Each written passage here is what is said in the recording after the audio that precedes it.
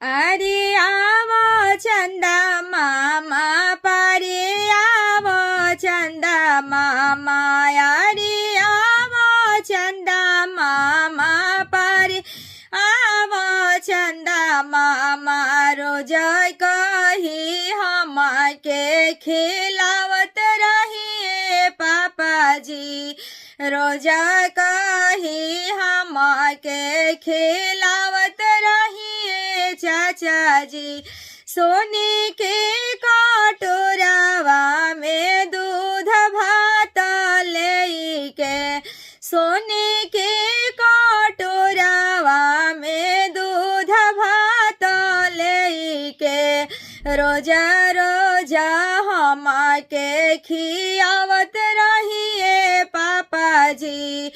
रोजा रोजा हम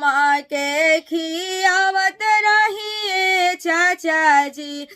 आजू काहे जंघिया पर हमके बैठवाने आजू काहे जंघिया पर हमके बैठवाने अरे के कर हाथवा धरवनी पापाजी की कराही हाथे हमके सौंपनी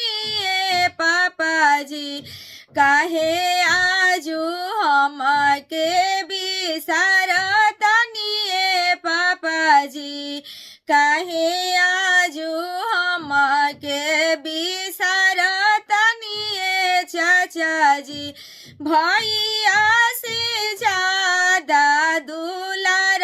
देनिए पापाजी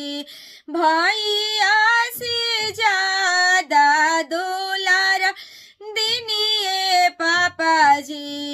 आजू काहे सथवा छोड़वतनिए पापाजी आजू काहे सथवा छोड़व तनिए चाचा जी काहे हम के रो बिसर तनिए पापाजी काहे